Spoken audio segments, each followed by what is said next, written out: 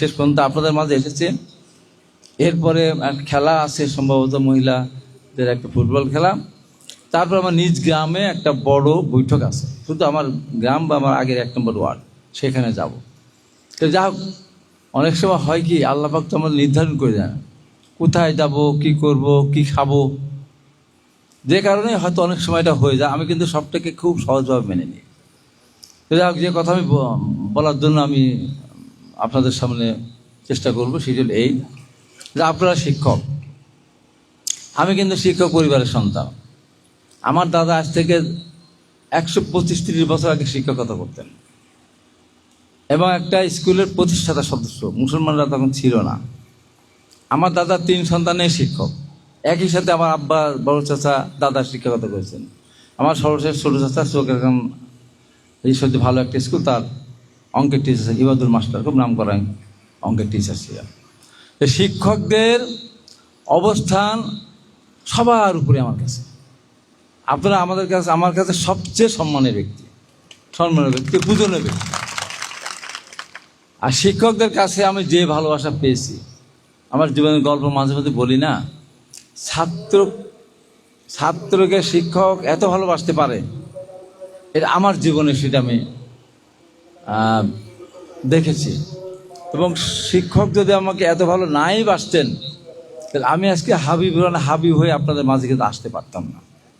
তাহলে আমি রাজশাহী বিশ্ববিদ্যালয়ে পড়বো না, আমি আব্দুল জব্বার হব, মাহবুদুল হব, কী সব শিল্পী আছে না বড় বড়, সেইটা হওয়ার জন্য আমি চেষ্টা করতেছিলাম। ইন্টারমিডিয়েট আমার খাতা কালি পড়ে নষ্ট হয়ে গিয়েছিল বলে 2 ঘন্টার পরীক্ষা 72-এ আমি লেখাপড়া করবো না। একজন মেঠো উস্তাদকে ধরে গান শেখা শুরু করলাম, কাননগিরি কি সিন্ধু পার এই দিয়ে। আব্বা বললেন তোমার গান শিক্ষা লাগবে না। আমার আব্বা ধর্মীয়ভাবেই ছিলেন, আমার নানা হাজি ছিলেন, হজ করতে গিয়েছেন, নানা আর ফিরে আসেন নাই। প্রথম ফ্লাইট যখন চালু হলো তখন আমি তখন বিশ্ববিদ্যালয়ের ছাত্র। নানাকে বললাম, নানা আমাদের ঘড়ি আনবেন, দিল ধমক। এবং যখন চাঁদে গেল না এরা, যাওয়ার পরে নানাকে বললাম, নানা চাঁদে তো গেছে এরা, যা বাড়তে বেরো, চাঁদে মানুষ যেতে পারে নাকি। সেই নানা ফিরে আসেন নাই আর। দুনিয়ার মহব্বত চেষ্টা করেছেন সব দিক থেকে, ধর্মীয়ভাবেও আমার ফ্যামিলিগতভাবে। আমার নানাও মাস্টার ছিলেন। তো যা হোক, আমার বাড়িতে এখনও মাস্টার। আমার ছোটবার বউ কলেজের টিচার, আমার ফার্স্টের বউ কলেজের টিচার, আরেক ফার্স্টের বউ কলেজের টিচার, আমার ছোট বোন একটা কলেজের ভাস্তি কলেজের স্কুলের টিচার। শিক্ষক পরিবারই আমি সন্তান। এই জন্য আমি মনে করি যে শিক্ষকদের সম্মান সবচেয়ে বেশি হওয়া উচিত। আপনাদের যে আন্দোলনকারীর কোনো আন্দোলন হলে আমাকে নিয়ে যায়। সেলিম ভূঁইয়া, সে আমার অত্যন্ত প্রিয় একটা মানুষ। এখন তার চাকরি চলে যাওয়ার পরে সে এখন উকালতি করে। এবার নমিনেশন ছেলে পায়নি মানে না, ওকে দাবি করছে। কথাটা আপনারা তো বলেন, আমাদের শিক্ষকদের মধ্যে কাউকে নমিনেশন দেওয়া হয়নি। এখন এটা কত দোষ সত্য যখন জেনে বুঝে বলছে। আমার মনে হয় আমাদের অবশ্যই আমরা রাজনীতি করি, তার ভিতরে শিক্ষকরা তো অনেকে আছেন না, বিশ্ববিদ্যালয়ের শিক্ষক আছেন, বেসরকারি সরকারি বিভিন্ন বিশ্ববিদ্যালয় কলেজের একটা পর্যায়ে গিয়ে তারা রাজনীতি করেন। নমিনেশন পেলে ভালো লাগারই কথা। তো যাই হোক, আমি আপনাদের কাছে একটা কথা বলতে চাই, যা এই বাংলাদেশ না সারা পৃথিবীতে যা কেউ চিন্তা করেনি, আমি কিন্তু সেগুলো বাস্তবায়ন করেছি। কি? যেমন বাংলাদেশের সমস্ত বাংলাদেশ মিলে যদি আপনি দেখেন, এখানে বোনেরা আছেন, তাদের জন্য কথা আরো বলছি। বিশেষ করে কোনো মাদ্রাসায় মহিলা কি একটা কমিটির সভাপতি আছে? কেউ চিন্তা করতে পারে? আমি কিন্তু মহিলা 2টা মাদ্রাসায় মহিলা কিন্তু একটা কমিটির কিন্তু পেয়েছিলেন, আমার আওতাপাড়া এবং চরের একটা, যে 2 জন মহিলা তারা সভাপতি। সারা বাংলাদেশ মিলে 6টা প্রতিষ্ঠানে 5 জন মহিলা এই বাংলাদেশে নেই। এটা আমার প্রথম কাজ, যে আমি শিক্ষাকে সেই জায়গায় নিয়ে চাই, মেয়েদেরকেও সেই সারিতে দাঁড় করাতে চাই। এরপর আপনারা তো এখানে বেসরকারি বিশ্ববিদ্যালয়ে তো সব ম্যাক্সিমাম, সরকারি 2-1 জন এসেছেন তারা হয়তো দেখার জন্য, কিন্তু দোষ তো এটি আমাকে জোর করে 2টি কলেজের সভাপতি বানিয়ে দেন অ্যাডহক কমিটি। আপনাদের মাননীয় ভাইস চ্যান্সেলর আমানুল্লাহ, একসাথে আমরা, আমাদের লুৎফর ডাক্তার, কবি নাম করা ডাক্তার, তার বাসায় লুৎফর ওয়াইফ আর আমানুল্লাহর বান্ধবী। তো একটা ব্যাপারে ওর কলেজের একটা সমস্যা ছিল, তা আমরা সেখানে গেলাম। তো সেখানে আলাপ আলোচনা হলো, হওয়ার পরে আমাদুল্লাহ আমাকে বললো আরেকটা কারণ ছিল, দাসুরিয়া কলেজে আমার খুবই স্নেহের সুজন প্রফেসর, খুবই ভালো একজন শিক্ষক, ওর চাকরিটা খেয়ে ফেলেছিল আমাদের লোকজনই অন্যায়ভাবে। ওর চাকরিটা ফিরে পাওয়ার জন্যই আসলে আমাদের কাছে যাওয়া। শেষ পর্যন্ত সে আমাকে দুইটা কলেজে সে এই ম্যানেজিং কমিটির উনি সভাপতি বানিয়ে দিলেন। তো সেই সুবাদে আমার সেখানে ঢোকা। আর এই স্কুলে আমার এলাকার নেভারন রাজু বেঁচে থাকলে হয়তো আমি ঢুকতাম না, সেখানে আমার ঢুকে আমি যেই জিনিসগুলো দেখেছি আর যেটা করেছি সেটি বলতে চাই যে আপনারা যা চান না, যা চিন্তা করেন না, আমি কিন্তু সেই কাজগুলি ইতিমধ্যে করেছি। যেমন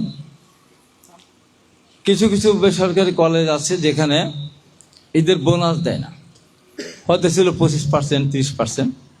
আমার ঈশ্বরদী মহিলা কলেজের আমি সভাপতি, আমি ওটা 50% করে দিয়েছি। আমার চলে যায় 1 মাসের বেতন তাদের হাতে দিলেও তো একটা মাস তারা অন্তত চলতে পারে। আমি ঘোষণা দিলাম যে ঠিক আছে 1 মাসের বেতন আমি দেব, ব্যবস্থা করলাম। পাশাপাশি ঘোষণা এর ভেতরে কর্মচারী বললো স্যার তাহলে আমরা কি অন্যায় করলাম, তোমাদের 1 মাসের দেবো। তো না 1 মাসের না, আমাদের 3 মাসের দেওয়া লাগবে। না প্রথমে 2 মাসের, না 3 মাসের। আচ্ছা ঠিক আছে মঞ্জুর। এরপরে আমি ঘোষণা দিলাম যে 1 মাসের বেতন তো কলেজ পক্ষের পক্ষ থেকে দিবে, আমি নিজে ব্যক্তিগতভাবে 20,000 টাকা দেবো। যে শিক্ষক তাকেও এবং যে পরিচ্ছন্ন কর্মী তাকেও। আমি দাসুরিয়া কলেজে ইতিমধ্যে দিয়েছি। এই যে গত 15 তারিখে সাথে মহিলা 2জন শিক্ষক এবং একজন পরিচ্ছন্ন কর্মী রিনা রানী, তাদেরও 20,000 টাকা করে আমি দিয়েছি। এটা কি চিন্তা করছে? এর চেয়ে বড় যে চিন্তা আমি করেছি সেটি হলো এই যে হাই স্কুলের আমার সভাপতি, সেখানে আমি শিক্ষকদেরকে বললাম যে এই যে আপনাদের তো ফর্ম ফিল আপ হয়ে গেছে, এখন তো ক্লাস করবে না, আপনারা এদের ক্লাস কোচিং করান। এই কোচিংয়ের কারণে ছাত্রীদের কোনো টাকা দিতে হবে না, স্কুলকেও টাকা দিতে হবে না। কলেজের ক্ষেত্রে একই কথা বলেছি, এই যে মাঝখানে যে আপনারা শিক্ষা দিবেন, কষ্ট করবেন, এই জন্য আপনাদের যথোপযুক্ত সম্মানই আমি দেবো। অভিভাবক সদস্য আমাদের যুবদলের সেক্রেটারি রকি, ও বলে যে আমি অ্যান্ড্রয়েড ফোন দেবো, যে কয়টায় পাক না কেন। আমি ঘোষণা দিলাম গোল্ডেন পেলে তাকে আমি ল্যাপটপ কিনে দেবো। আমার ওই স্কুলে পেয়েছে, ল্যাপটপ কিনে দিয়েছি না শুধু সমস্ত গার্জিয়ানকে ডেকেছি, এবং এখানে যেমন আছে সমস্ত কলেজের প্রিন্সিপাল এসেছে, সমস্ত হাই স্কুলের হেডমাস্টার এসেছে, সমস্ত মাদ্রাসার সুপার এসেছে, প্রাইমারি স্কুলের শিক্ষক এসেছে। বড় সুন্দর একটা প্যান্ডেল করে সেখানে সেটা উপহারটা তাদের হাতে পৌঁছে দিলাম। আমি কিন্তু সেগুলো অলরেডি করেছি।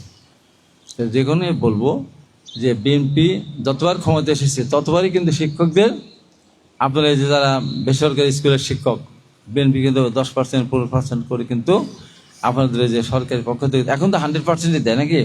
আগে তো বেসরকারি এমপি ভুক্ত 100%, আগে তো 100% ছিল না। আপনারা আন্দোলন করেছেন, সে আন্দোলন আমিও গিয়ে ভুক্ত করেছি।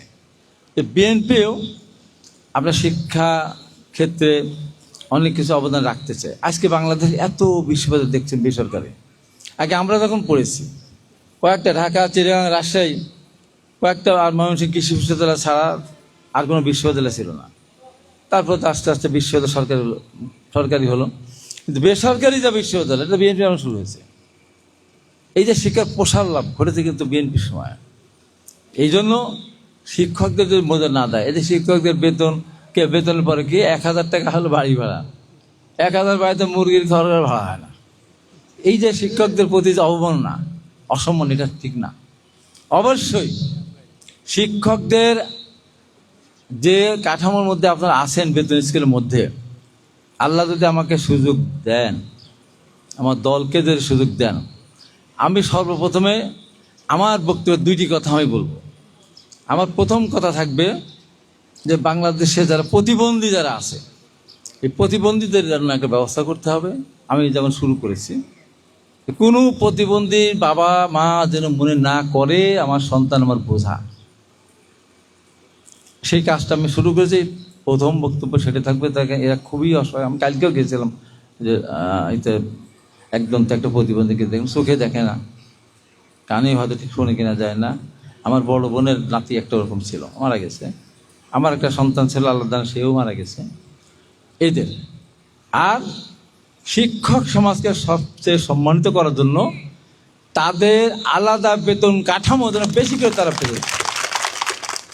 আপনি সর্বসাকল্যে যখন একটা কলেজ থেকে আপনারা বিদায় নিতেন কত 50-55 হাজার টাকা বেতন মানে সর্বশেষ আপনাদের।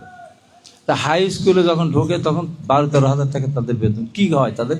একটা রাজমিস্ত্রি হাজিরা 1100 টাকা, কাঠমিস্ত্রির হাজিরা 900 এরকম টাকা।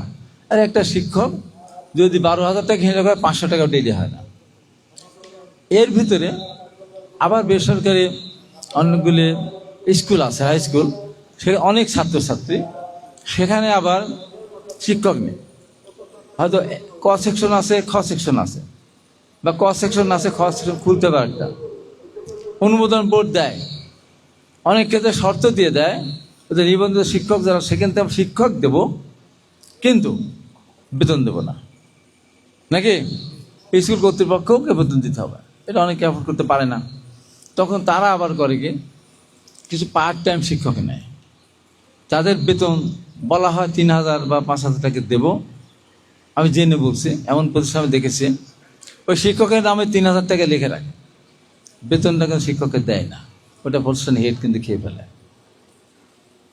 তা আমি যাদেরকে আমি দায়িত্ব দিয়েছি যতগুলি প্রতিষ্ঠান, ঈশ্বরদীর সমস্ত প্রতিষ্ঠানে আমি আমি আমি যেভাবে বলেছি এবং যাচাই বাছাই করে শর্তই দিয়েছি যে গভর্নিং বডির সভাপতি হওয়ার উদ্দেশ্য আগে ছিল।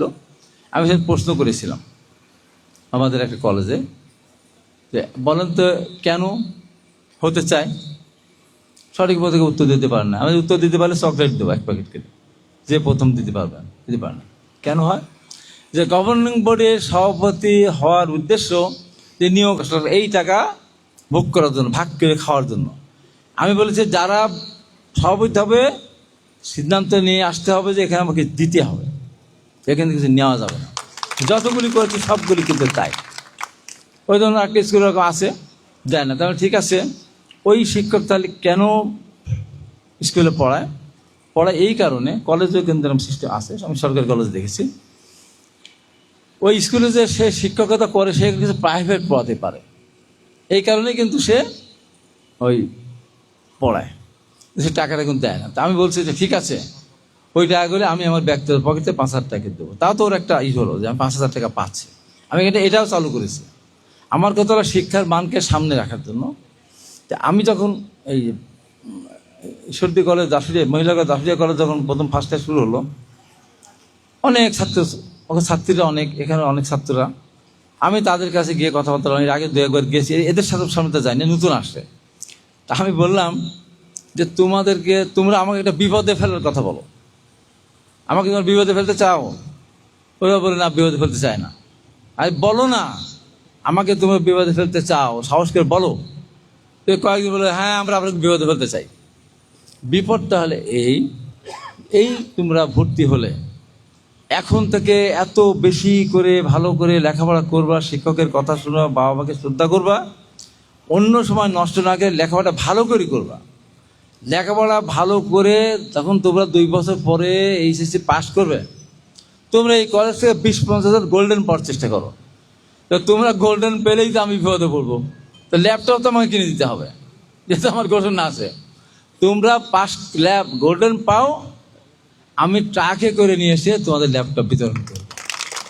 এইভাবে কিন্তু আমি যেগুলি প্রতিষ্ঠানে আসি সেই প্রতিষ্ঠানগুলিতে আমি বলে দিচ্ছি আমার ঘোষণা, কিন্তু কিছুটা কাজ হচ্ছে। আজকে সকাল না, কালকে প্রিন্সিপাল সাহেব গেল মনে করে আমি কী অবস্থা, নাহলে আপনাদের আমি বোনাস দেবো, আলাদা কিছু দেবো, কিন্তু রেজাল্ট আমি চাই। কত বড় সেদিন আমি আইন শৃঙ্খলা মিটিংয়ে পাবনা জেলা, আমি জেলা আহ্বায়কের সদস্য, তো ধরেন সেখানে তো সবচেয়ে চৌকস অফিসার এখান থেকে সব বিশেষ ক্যাডার, এসপি, ডিসি, আপনার সেনাবাহিনীর লোকজন, সিভিল সার্জন সব। তা আমি একটা প্রশ্ন করেছিলাম যে এই প্রশ্নের উত্তর দিতে পারলে আমি আপনাদেরকে বড় ধরনের পুরস্কার দেবো। সবার দেশ প্রশ্ন করলেন, আমি বললাম দেখেন একটা উত্তর এলো, এই প্রশ্নটা এই যে বিভিন্ন কলেজে অনার্স কোর্স খোলা হচ্ছে, বিভিন্ন সাবজেক্ট খোলা, 2 সাবজেক্ট 3 সাবজেক্ট খোলা হচ্ছে, ইতিহাস বাংলা হোক, হিস্ট্রি হোক, যাই হোক আর কি। এই যে অনার্স কোর্স খোলার কারণটা কি, উত্তর দিতে পারলে পুরস্কার পাবেন বড় একদম সবার উদ্দেশ্যে বললাম, কেউ উত্তর দিতে পারলো না। তো আমার পাশে ছিল, আমি ডান পাশে জেলার প্রশাসক ছিল মফিজুল ইসলাম, ওর ইঞ্জিনিয়ার, বুয়েট থেকে পাশ করা, একটা মেধাবী, সবার চেয়ে একটা মেধাবী, একদিকে বুয়েট ইঞ্জিনিয়ার, আবার একদিকে বিসিএস দিয়ে জায়গায় আসছে। তাহলে কানে জোর করে সাহসকে তা বল না, কানে কানে আমাকে শুধু বলতে টাকা। তখন আমি ব্যাখ্যা দিতে বলে, হ্যাঁ এই যে সব কলেজ, আমার দাসুলিয়া কলেজ অনার্স আছে, আমার মহিলা কলেজ আছে, হ্যাডম দেখানোর ক্ষমতা দেখানো, আমি অনার্স খুলে দিলাম। কলেজে গেলাম না কোনোদিন, আমি অনার্স ক্লাস বুঝলাম। কিন্তু এই যে অনার্স খোলার একটা অনার্স একটা খুলতে হলে, সাবজেক্ট খুলতে হলে মিনিমাম 7 জন শিক্ষক লাগে, তাই না? আমি দেখছি দাসুলিয়া কলেজ, শুধু মহিলা কলেজ, শিক্ষক আছে 7 জন, একজনও ছাত্র নেই। বলেন, শিক্ষক আছে 2 জন ছাত্র, ওই শিক্ষকের আসে না। তাহলে শিক্ষক কেন নিয়োগ দিল? ওই যে শিক্ষক নিয়োগ দিল 5-7-10 লাখ করে টাকা, এই টাকা খাওয়ার জন্যই এদেরকে নিয়োগ দিয়েছে এবং ভবিষ্যৎ নষ্ট করে দিয়েছে। এখন তারা না পারে অন্য জায়গায় যেতে, টাকাগুলো থেকে দিয়ে ফেলেছে। এই যে অনৈতিক, আল্লাহ যদি সুযোগ দেয় এই শিক্ষা ক্ষেত্রে এই অনৈতিকতা ওরা আমরা এই পর্যন্ত তুলে দেওয়ার চেষ্টা করবো। যেতে লাগলো, আবার ধরে নিয়ে আসলো, আবার গেলাম, আবার ধরলো। তারপরে লোকাল আমার কোম্পানির সুধা ভাই বললেন যে তোমরা এখানে থাকো, সিধু ভাইয়ের মাধ্যমে আমাদের ইন্ডিয়ান ট্রেনে দেবো, নাম্বার দেবো। প্রধান দেয় না, খালি আমাদের খাটায়, ওই সরাঘাট থেকে নিয়ে আসে, রাখি পার্কে দেয়। পরে বিদ্রোহ করলাম যে না, আমরা ইন্ডিয়ায় যাবো। ইন্ডিয়া গেলাম, ইন্ডিয়া যে কিছু ক্যাম্পে আমরা ট্রেনিং শুরু করলাম, 7-10 দিন ট্রেনিং দেওয়ার পর যখন হায়ার ট্রেনিংয়ে পাঠাবে, তখন বললেন যে আপনার দেশের ভিতরে চলে যান, যুদ্ধ শুরু হবে। চলে আসলাম। আমি কিন্তু সার্ভিস জানি, আমার গেজেটে সব আছে। কেন আমি জানি? যাইনি সভাপতি মুক্তিযোদ্ধাকে সার্টিফাই করবেন, তিনিই তো মুক্তিযোদ্ধা না আমার জানা মতে, এই জন্য আমি আসি না। 20,000 করে টাকা নিয়ে যাচ্ছে। আমি আর কিছু না হলে এই কাজটা করব, আল্লাহ যদি আমাকে সুযোগ দেন। ভুয়া মুক্তিযোদ্ধা খুঁজে বের করব, ও মরে গেলেও কবর থেকে হিসাব নেওয়া হবে এবং ওর সম্পদ বিক্রি করে টাকা দেওয়া হবে, গরিব মানুষকে দেওয়া হবে। যেটা ম্যাডাম জিয়ার আমরা বলতে গিয়ে বলেছিল যে আমার ম্যাডাম জিয়াকে যে অন্যায়ভাবে সাজা দিয়েছিল বিচারপতি আখতারুজ্জামান, ওই দিনই আমার 2টা টক শো ছিল। ওই দিনই বললাম যে ম্যাডাম খালেদা জিয়াকে সাজা দেওয়ার মতো কোনো কন্টেন্ট এখানে নেই, কোনোভাবেই জড়িত না। এটা পৃথিবীর কোনো আদালতে 1 সেকেন্ড কোনো সাজা দিতেন না। তাই বিচারপতি আখতারুজ্জামান, আপনাকে বলবো যে আপনি বাড়িতে যাবেন, বাড়িতে আপনার মা যদি বেঁচে থাকেন তো জিজ্ঞাসা করেন, আম্মা আমি তো এরকম একজন বাংলাদেশের সাবেক প্রধানমন্ত্রী, 73 বছর বয়স্ক ভদ্র মহিলা, নিজে কাপড় নিজে পরতে পারে না, তার মতো মানুষকে আমি সশ্রম কারাদণ্ড দিয়েছি, 5 বছর সশ্রম কারাদণ্ড দিয়েছি, জরিমানা করেছি। তো আম্মা আমার এই যে রায় সম্বন্ধে আপনার অভিমত ব্যক্ত করেন। তা আপনার মা বেঁচে থাকলে বলবেন, তোমার মতো বিচারপতিকে পেটে ধারণ করে আমি গর্ব অনুভব করতাম। আজকে তুমি যে জঘন্য কাজটা করেছো, তাতে আমি মনে করি তুমি একটা কুলাঙ্গার সন্তান। তোমার মতো কুলাঙ্গার সন্তান পেটে ধারণ করে একটু অন্যায় করেছে, এইটা হলো আমার অপরাধ। কন্টেম্প্ট অফ কোর্ট, আমাকে সাজা দেবে, দাও। আর ম্যাডাম খালেদা খুব অসুস্থ, তখন প্রেস ক্লাবের সামনে দাঁড়িয়ে বলেছিলাম, ম্যাডাম খালেদা যে কোনো মুহূর্তে আমাদের ছেড়ে চলে যেতে পারেন। তো বিচারপতি আখতারুজ্জামান, আপনি অন্যায়ভাবে সাজা দিয়েছেন, সরকার তাকে চিকিৎসার জন্য বিদেশে পাঠাচ্ছেন না। যদিও আমি একবার বলেছিলাম ম্যাডাম খালেদাকে বিদেশে পাঠান, বলেছেন বিদেশে পাঠালে আদালত যদি চায় তাহলে আমি ফেরত দেবো কীভাবে, হাজির করবো কীভাবে। আমি বলেছিলাম যে আমরা যখন জামিন নিয়ে আসি কোর্ট থেকে, জামিনদার থাকি, হয়তো টাকা দিতে হয়, জমা দিতে হয়। তো ম্যাডাম খালেদাকে আগামীকাল পাঠান, আমি জেলখানায় চলে যাব। উনি যতদিন না আসবেন ততদিন আমি জেলখানায় থাকবো।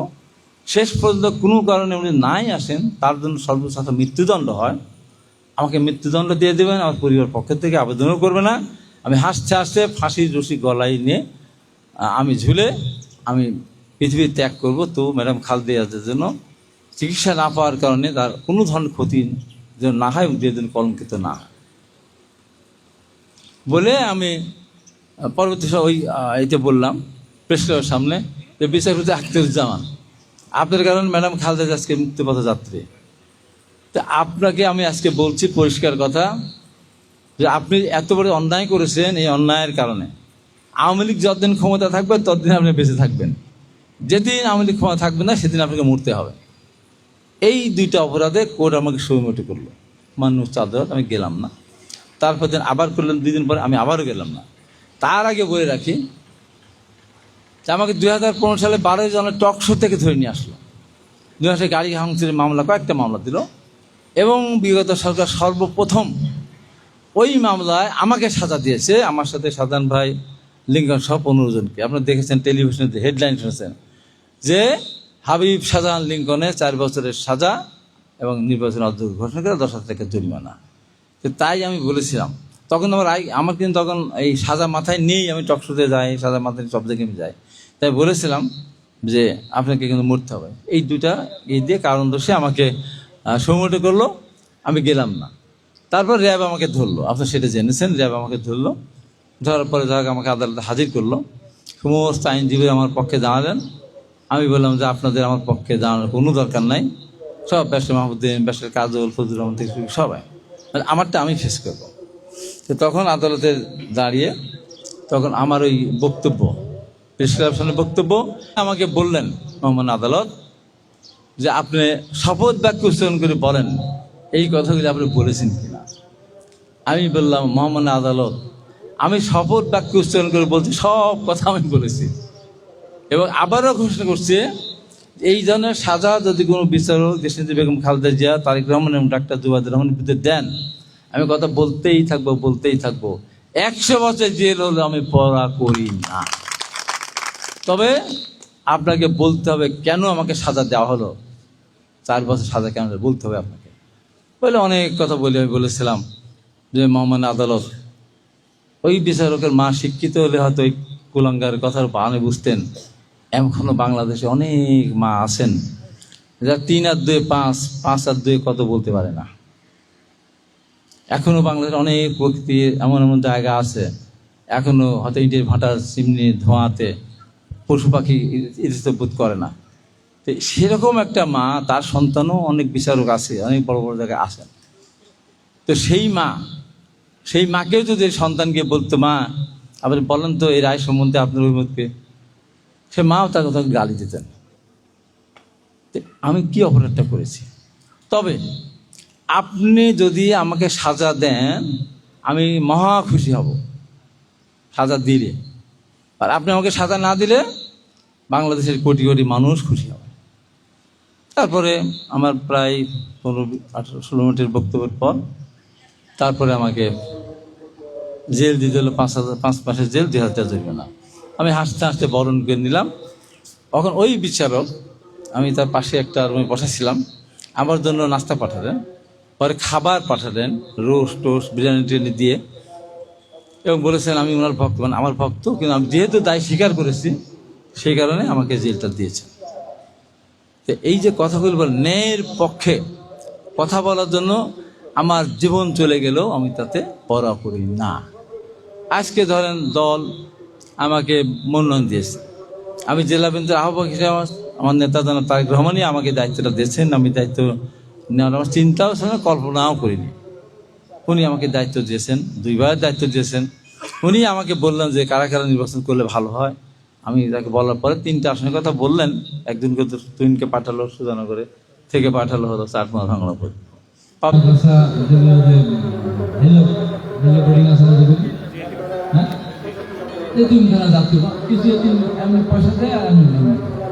আমাকে কিন্তু আলম বলে আমি কিন্তু বলছি তোমার কতগুলি মাদ্রাসা দাও, যা পারে 500 কেজি হোক, 1000 কেজি হোক, আমি কিন্তু সেই চাউলগুলি কিন্তু আপনাদের বরাদ্দ দিয়েছে, হয়তো হাতে ইস্যুতে পেয়েছে, আপনার হয়তো পেয়ে যাবেন। আলমকে বলেছি, আসিফুদ্দিন ভাইকে বলছে, আজহারুদ্দিনও বলেছি যে আপনাদের চাওয়াটা কি বলুন তো, আপনার চানটা কি? ঈশ্বর দিয়ে কোনো রাস্তা বাকি নাই। আমার আসতে দেরি হওয়ার কারণ কিন্তু এটা, আমার 2টা রাস্তা ওই বললাম উদ্বোধন করে আসতে সময়টা চলে গেছে। আবার রেড ক্রিসেন্টের আমি ভাইস চেয়ারম্যান, সেখানে ভুল করে ওখানে গেলাম, তাদের সংক্ষিপ্ত করার জন্য কিন্তু দেরিটা হলো। আমার কথা হলো যে আমি কি হব, আল্লাহ আমাকে কোথায় নেবেন আমি কিন্তু বলতে পারবো না, নির্ধারিত হবে উপর থেকে। আমার কথা হলো যে আমি যেখানেই থাকি, যে অবস্থায় থাকি না কেন, মানুষ যদি আমাকে ভালো বলে ওইটাই আমি চাই। আমি বিরাট অর্থশালী হলাম, আমি বিরাট মন্ত্রী হলাম, মানুষজন যখন যাচ্ছে ওই সেটা চোর মন্ত্রী যাচ্ছে, ওই চোর এমপি যাচ্ছে, সেটা আমি শুনতে চাই না। মানে আমি বাসে চলি, জানেন না আপনারা, আমার গাড়িও নাই, কিন্তু আমার একটা বাড়িও নাই, আমার একটা ফ্ল্যাটও নাই, তাই ভাড়া বাসায় থাকি। 5 সালে উঠে যে বাসায়, আজকে 25 সাল ওই একই বাসায় কিন্তু আমি আছি। 6 তলা বাসায় সিঁড়ি উঠি নামি, আমার বউ অসুস্থ, 2 বার স্ট্রোক করা, তাও কিন্তু আমার বউকে ধরে ধরে নিয়ে উঠেই যাবে। মানুষের বউদের কারণেই কিন্তু অনেকে অসৎ হয়।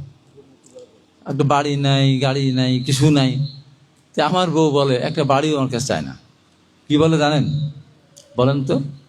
আমার বউ আমার কাছে কি চাই বলেন, বলতে বলে এখানে পুরস্কার দিয়ে দেবো, লজেন্স দেবো, চকলেট চা খেতে চান বলেন, বলেন, হ্যাঁ বলেন না। যে বলতে পারবে তাকে আমি কিন্তু পুরস্কার দেব। হ্যাঁ মানব কল্যাণে কাজ করার কথা বলেন না, বলেন বলেন, আপনারা তো বলার কথা বলেন। আমি আপনারা কেউ পারলেন না, বলেন বলেন। বাড়ির দরকার নাই, তোমাকে দরকার, তুমি জনগণের কাজ করো আর আমি তোমার পাশে থেকে। না সেটা তো বলে, তাছাড়া উত্তর একটা আছে। সে উত্তরটা কে জানেন? কেউ কোনোদিন যে বউয়ের কাছে যে কথাটা শোনেনি, পৃথিবীর কোনো বউ যে কথা তার স্বামীকে বলেনি। আমার বিয়ের কাবিন কিন্তু 1 টাকা, 101 টাকা। আমার শ্বশুর কিন্তু এসপি ছিলেন। আমার সম্বন্ধে নিজে বিখ্যাত ইঞ্জিনিয়ার। আপনার যে বিদ্যুৎ হলো আপনার মেম্বার ডিস্ট্রিবিউশন ছিলেন। 1 টাকার কথা শুনে আমার সম্বন্ধে লাভ দিয়েছে, এই 1 টাকা 101 টাকা কাবিন হয় নাকি? আমার বউ যে কথাটা বলেন যে হাবিব, তোমার কাছে আমি বাড়ি চাই না, তোমার কাছে একটা অ্যাপয়েন্টমেন্টও চাই না, অ্যাপার্টমেন্ট চাই না, তোমার কাছে আমি কি চাই এইবার বলেন তো। উত্তর তো সহজ করে দিলাম। হ্যাঁ হলো না এই সংক্রান্ত ব্যাপারে না, উত্তর হলো না। উত্তরটা হলো এই, যেটা আমি একটু আগে বললাম যে পৃথিবীর মানুষ যেটা শুনে নাই, যে মাদ্রাসা মহিলা একটা কমিটি সভাপতি, যেটা আমি করেছি। উত্তরটা হলো এই, আমার বউ বলেন হাবিব, আজকে 40-45 বছর ধরে তুমি ঢাকা শহরে, তুমি মুক্তিযুদ্ধে গিয়েছিলে, তুমি 90-এর আন্দোলন নেতা ছিলে, তোমার সাথে অনেকে একের অধিক বাড়ি আছে, অ্যাপার্টমেন্ট তো সবারই আছে, গাড়ি আছে, তুমি আমাকে এই জিনিসটা দাও। এবার বলেন। সরি হলো না। তাহলে আমাকে কিন্তু প্রত্যেকে চকলেট দেওয়া লাগবে, কিন্তু উত্তর তো দিতে পারলেন না। আমার বউ বলেন হাবিব, আমাকে একটা লিফটওয়ালা বাসায় থাকার ব্যবস্থা করে দাও, আমি অসুস্থ। চিন্তা করতে পারেন? এইটাই হলো আমি। আমার বউ হাবিবের বউ বলে যে কিছু তোমার কাছে চাই না, আমি অসুস্থ মানুষ, একটা লিফটওয়ালা বাসায় আমাকে থাকার ব্যবস্থা করে দাও, আমি যেন একটু নিচে নামতে পারি। নামতে পারে না, 6 তলা, ডাক্তারকে ধরে নিয়ে যাওয়া। বলেন স্যার, রিকোয়েস্ট স্যার, 1 সেকেন্ডের জন্য 4:30টার আগে খুলবেন না ফোনটা। আমি মনে করলাম এত ভালোবাসে, তাহলে তো খোলা যাবে না। আমি ফোনটা খুলি নাই। আমি আর 1 ঘন্টা বাড়ে 5:30টায় খুললাম। আমার ফোন তো বন্ধ করে রাখছে। এই সুবাদে তারা আমার ফোন ট্যাগ করে, মানে ফোনটা ওরা কি বলে, হ্যাক করে সারা পৃথিবী আমার কাছে পাঠাচ্ছে। আমার এই মোবাইলও আছে, 30,000 টাকা লাগবে, আগামীকাল দিয়ে দেবো। আমার ফোনে পাঠাচ্ছে, আমার বউর কাছে পাঠাচ্ছে, আমার মেয়ের সবার কাছে পাঠাচ্ছে, সারা পৃথিবীর কাছে, সবার, তারিক রহমানের কাছে মনে পাঠাচ্ছে, মহাসচিবের কাছে পাঠাচ্ছে। তো যারা বোঝে তারা তো বুঝছে জিনিসটা কি। আমি আগে পোকামাকড় করেছিলাম। এখন দেখি রাষ্ট্রে কতজন ফোন করতেছে। আমার রাশিয়ায় থাকে মানিক, আমার যে এর ভাই মাহুদের ভাই, ও বলছে ভাই আপনার ফোন বন্ধ ছিল ভাই, আমি 30,000 টাকা সাথে পাঠিয়ে দিচ্ছি, আবার নাম্বার দেন, আর কত টাকা লাগবে। যে আমি টাকা কখন টাকা ছাড়া বলছে আপনার মোবাইল থেকে। তোর এইটুকু বোঝে না, ওইটা কি আমার ভাষা কি ওইটা হতে পারে? কি বলছে, আমার ইতে 30,000 টাকা লাগবে, যদি দেন আগামীকাল দিয়ে দেবো। অনেক লক্ষ টাকা মানুষ দিয়ে দিতে ভালোবেসে। তাই আমি দেখছি মানুষ ভালোবাসে। ছাত্রদলের একটি মেয়ে, সে আমাকে ফোন করলো, আমি বললাম এই তুই কী করছিস এটা? ভাই আপনার 30,000 টাকা লাগবে, আর ঠিক থাকতে পারি। আমার কাছে টাকা আছে না, ভাগিনীকে বলছে ভাগিনীর কাছে টাকা না, ভাগিনী আবার সে টাকা ধার করে টাঙ্গাইল থেকে ঢাকা আসার পরে গাড়ি ঠেকায়। 1 দোকান থেকে হয়নি, 1 দোকান থেকে 20,000, একজন 30,000 টাকা দিচ্ছে। ভাই টাকাটা দেওয়া লাগবে না, আপনি এত বড় বিপদে পড়ছেন। ছাত্রদলের একটা মেয়ে, সেও আমাকে টাকাটা দিয়েছে। এই যে ভালোবাসা, কিন্তু বুঝলো না যে আমার টেলিফোনটা হ্যাক হয়েছে। এইভাবে আমি তারপরে টকশোতে গেলাম, ইস্যুর বাইরে গিয়ে বললাম, আপনাদেরও বলি, যে কেউ কোনোদিন আপনাদেরকে যদি ফোন করে বলে যে আপনার ভাই বা আপনার মামা বা আত্মীয় অ্যাক্সিডেন্ট করে অমুক হাসপাতালে আসে, তার চিকিৎসার জন্য টাকা দরকার, টাকা পাঠান, খবরদার দিবেন না। ওই মানুষ যখন একদম অথেন্টিক না হয়, একজন জেন না, বহু এরকম আমি টকশোতে বলেছি, এর আগে যারা হ্যাক হয়েছে যারা, তারা তো এভাবে মিডিয়ার ব্যক্তিত্ব না বলতে পারিনি হয়তো। আমি বললাম সেদিন টেলিভিশন টকশোতে বললাম, তারপর আমি লাইভে গিয়ে বললাম। এখন আপনাদেরও বলি এগুলি করবেন না, যাচাই বাছাই করে তারপরে টাকাটা আপনি দিবেন বা পৌঁছায় যাবেন বা নিজে গিয়ে দিবেন। বহু করতেছে এটা, হ্যাকিং একটা পাড়া আছে আমাদের লালপুরে, ওই পাড়া সব লোকে হ্যাক করে, বিভিন্ন লোকের ফোন হ্যাক করে করে এই আমার কিন্তু অনেক লক্ষ টাকা নিয়ে গেছে। আমি মামলা করেছি যদিও, যে যারা যারা যে ফোন থেকে পাঠানো হয়েছে তার কাছে পাঠানো হয়েছে, তো সময় লাগবে। কিন্তু আমাকে আমার ফোন হ্যাক করার মধ্য দিয়ে আমি চাই যে বাংলাদেশে অনেক কাজ আছে, আমি একটা ছোটো মানুষ, আমি যেটা শুরু করি শেষ করি সেটা দেশের জন্য, জনগণের জন্য। তা আমার ফোন হ্যাকের মধ্য দিয়ে আর বাংলাদেশে হ্যাকাররা যেন আর কোনোদিন কারো ফোন হ্যাক করে এইভাবে দুর্নীতি করতে না পারে, তাহলে আমার এই যে ভালো করে যারা টাকা দিয়েছেন ক্ষতি হয়েছে তাদের, তারপরে আমার সার্থকতা খুঁজে পাবো বলে মনে করি। যাক, অনেক আমি এই পরিবারের সন্তান, এই পরিবার সুখী থাকবে, আমার পরিবারের সুখী থাকবে নাকি? এই জন্য আমার কাছে আমি বাস্তবতা কোনটা দরকার, কখন কোনটা দরকার খালি বলবেন আপনারা। অনেক কাজ কিন্তু আমি ভিতরে ভিতরে করে যাচ্ছি, পরে আমার সুযোগ আছে, সুযোগ যেহেতু আছে, ওই যে বললাম মহিলা মাদ্রাসার কি সভাপতি একটা করে মহিলা দেয়, মাদ্রাসা মহিলা, ফোন করলাম মাদ্রাসা বোর্ডের চেয়ারম্যানকে, তো ভাই কি খবর? আমি বললাম ভাই একটু উপকার করতে কি? আমি বললাম যে আমার খুব শখ হয়েছে, ছাগলের পেট থেকে একটা গরুর অনেকক্ষণ ধরে বক্তব্য দিলাম নিজের মানুষের কাছে। তা আমি পুলিশের সামনে যখন কথা বলি, পুলিশ পরিবারের আমি জামাই না, পুলিশ এত খারাপ, তো শিক্ষকেরা ভালো, পুলিশের ভিতরে সবাই, আমার শ্বশুর ভালো ছিলেন, সবাই কিন্তু ভালো মানুষ না, আছে তার মধ্যে কিছু আছে। তাই আজকে বক্তব্যটা রাখলাম কার সামনে, এবার বলেন, এবার উত্তরটা সঠিক চাই। হলো না, হলো না, বলতেই হবে, একজন না একজনকে বলতে হবে, তাহলে আপনাদের দুপুরের খাবার আপনারা তো খাবেন। এই যে বলে ফেলছি, যাক আমার খাওয়াটা রিজেক্ট আছে, যদি আপনারা বলতে না পারতেন যে মানুষগুলো, তাহলে আমাকে দুপুরে খেতাম না, কিন্তু ওই কথা বলতে যাচ্ছে, যাক আল্লাহ আমার মনে রিজিক আছে।